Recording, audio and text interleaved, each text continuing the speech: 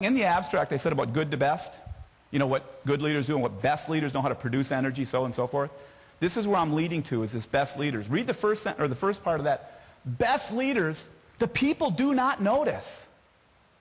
Because the last sentence, when best leaders' work is done, the people say we did it themselves. That's a different form of leadership. I think the Western mind is the second rung of leadership called good. We like to receive honor and praise.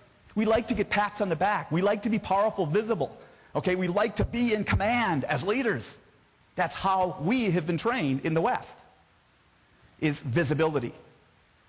Everything I'm talking about is what we need to do to move up that rung, one more rung, to become best. And to become that kind of, that doesn't mean passive. It just means somebody that focuses more on what kind of environment have I created for my people to grow and for my people to excel. That's what I call best leaders, is creating an atmosphere where everybody excels in and they can stand off on the sideline, smoking their cigar and observing it. Similar to, I don't mean to sound patronistic here, but like parenting.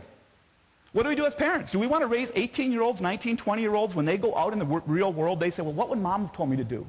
What would dad have told me to do? No, you want to raise adults that when they go out to the world, they know what to do, right?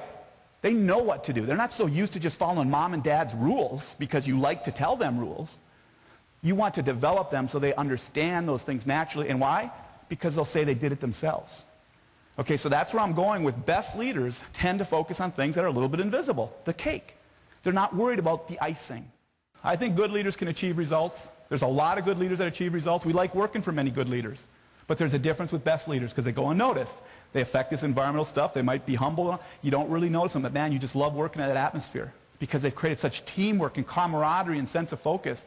But you're not running into Bill's office to get patted on the head, okay? Or Bill's not resolving all the issues that you've got going on and he looks like a hero. Or Bill's not charismatic and having beer parties after work. Okay, we all like working with those kind of good leaders, okay? But the best leaders are the ones that create an atmosphere where you like working with one another and you feel a sense of value and contribution and self-worth. And they're largely invisible, which is counterintuitive in the Western world.